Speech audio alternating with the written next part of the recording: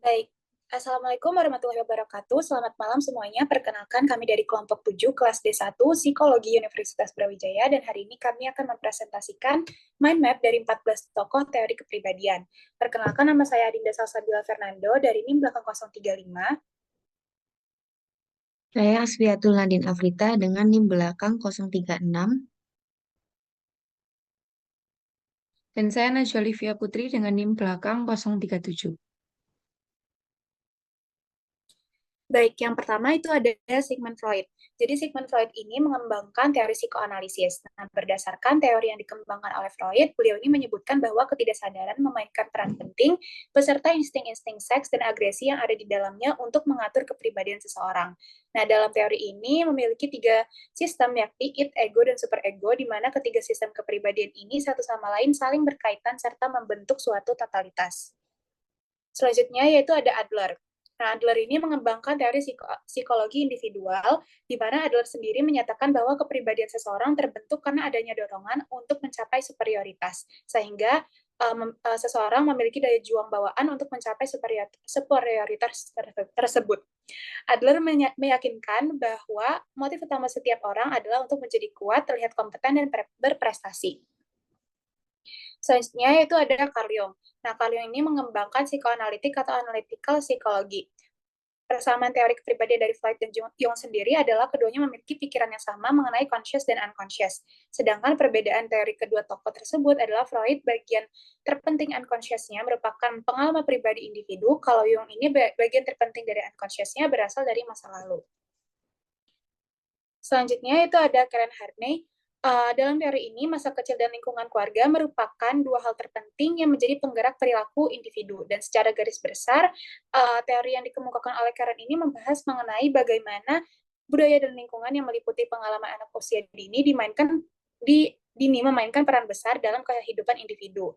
Nah, keluarga merupakan lingkungan sosial pertama bagi seseorang untuk mengembangkan kemampuannya, sehingga menurut Karen, individu itu harus dibesarkan dalam lingkungan hangat dan penuh rasa aman sehingga menumbuhkan pribadi yang baik kepada anak. Selanjutnya akan dijelaskan oleh teman saya. Baik, yang selanjutnya yaitu Erich Fromm. Erich Fromm merupakan tokoh yang mengembangkan teori psikologi sosial dan humanistik. Dalam pandangan Fromm, teori tentang hubungan manusia, kebebasan, dan cinta sangat menonjol. Konsep kebutuhan manusia menurut Fromm yaitu menekankan bahwa manusia memiliki kebutuhan dasar yang lebih dari sekadar kebutuhan biologis. Lalu selanjutnya yaitu ada teori Erikson. Teori Erik Erikson ini berfokus pada bagaimana individu berkembang sepanjang hidup melalui serangkaian tahapan psikososial yang terkait dengan konflik utama yang perlu dihadapi dan diselesaikan pada setiap tahap. Lalu yang selanjutnya yaitu ada Abraham Maslow. Abraham Maslow merupakan psikolog yang mengembangkan teori hierarki kebutuhan yang berfokus pada motivasi manusia. Teori menjelaskan bahwa kebutuhan manusia berkembang dalam urutan tertentu dan individu harus memenuhi kebutuhan dasar terlebih dahulu sebelum beralih ke kebutuhan yang lebih tinggi. Lalu yang selanjutnya yaitu ada teori Carl Rogers, yaitu berfokus pada psikologi humanistik dan menekankan pentingnya pengalaman dalam proses pengembangan pribadi. Rogers percaya bahwa setiap individu memiliki potensi untuk berkembang secara positif dan bahwa lingkungan yang mendukung adalah kunci untuk pencapaian ini. Lalu selanjutnya akan dijelaskan oleh rekan saya. Selanjutnya yaitu tokoh Rolomai. Nah, Rolomai ini mengembangkan aliran humanistik eksistensial. Jadi, Rolomai melihat manusia sebagai makhluk yang memiliki kebebasan memilih dan bertanggung jawab atas pilihan mereka. Dia menekankan pentingnya kebebasan, tanggung jawab, kecemasan, perasaan bersalah, kemampuan untuk mengarahkan pikiran dan tindakan atau intensionalitas, dan cinta dalam membentuk karakter dan makna hidup. Lalu, tokoh selanjutnya. Jadi selanjutnya ada Gordon Allport. Nah, Allport ini mengembangkan teori disposisional. Dan dia itu menekankan bahwa sifat-sifat individu dapat dibagi ke dalam tiga jenis, yaitu kardinal, sentral, dan juga sekunder. Allport juga menciptakan konsep proprium yang merujuk pada inti dari kepribadian seseorang.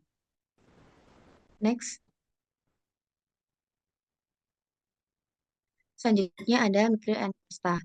Nah, Mikhail and Costa ini juga mengembangkan teori disposisional, menetapkan 5 sifat dasar yang mereka sebut sebagai The Big Five. Nah, the Big Five ini ada openness to experience, conscientiousness, extraversion, agreeableness, dan juga neuroticism. Nah, Brian Costa ini percaya bahwa sifat-sifat ini relatif stabil sepanjang hidup dan berpengaruh pada perilaku dalam berbagai situasi. Next. Lalu selanjutnya ada Hans Eysenck. Nah, Hans Eysenck ini juga mengembangkan teori disposisional. Jadi Eysenck ini melihat faktor genetik dan biologis sebagai faktor utama yang membentuk kepribadian. Dan Eysenck ini menekankan pentingnya pengukuran kepribadian dan menetapkan 3 dimensi utama, yaitu ekstraversi, neurotik, dan juga psikotisme. Dan Eysenck ini menggunakan kuesioner dan tes psikologi seperti Eysenck Personality Questionnaire untuk mengukur kepribadian. Selanjutnya akan dijelaskan oleh teman saya.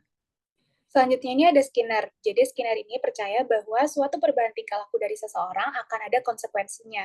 Selain itu, Skinner ini juga yakin bahwa setiap orang pasti akan belajar demi meningkatkan atau menguatkan tingkah lakunya agar tidak mendapatkan ganjaran yang buruk. Dalam teori belajar dari Skinner sendiri, belajar adalah suatu proses adaptasi atau penyesuaian tingkah laku secara progresif. Selanjutnya akan dijelaskan oleh teman saya. Kalau yang selanjutnya ini ada Albert Bandura. Albert Bandura merupakan seorang psikolog yang mengembangkan teori belajar sosial atau social learning theory yang kemudian berkembang menjadi teori pembelajaran sosial kognitif.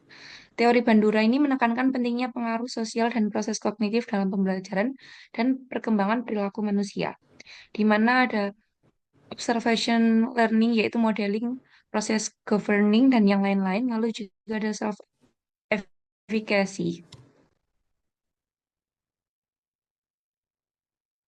Nah, di sini bisa kita lihat bahwa teori satu sama lain itu saling berhubung, dan di sini ada teori psikodinamik, yaitu teori yang berpendapat bahwa pengalaman masa kanak-kanak dan faktor-faktor bawah sadar yang tidak disadari memainkan peran utama dalam membentuk kepribadian seseorang. Bisa dilihat di sini ada beberapa tokoh. Lalu yang kedua ada learning or social cognitive. Jadi teori ini menekankan bagaimana belajar melalui pengamatan, imitasi, dan interaksi sosial mempengaruhi perkembangan kepribadian serta peran faktor-faktor kognitif seperti keyakinan dan juga harapan. Lalu yang ketiga ada humanistic existential theory. Nah, teori ini berfokus pada kebebasan, tanggung jawab, dan pencarian makna hidup sebagai faktor penting dalam membentuk kepribadian. Dan yang terakhir ada dispositional theory. Dan teori ini tuh berpendapat bahwa kepribadian seseorang itu ditentukan oleh sifat-sifat dasar atau disposisi yang relatif stabil dan mempengaruhi perilaku dalam berbagai situasi. Sekian presentasi dari kelompok kami. Apabila ada kurang lebihnya, mohon maaf. Wassalamualaikum warahmatullahi wabarakatuh. Makasih.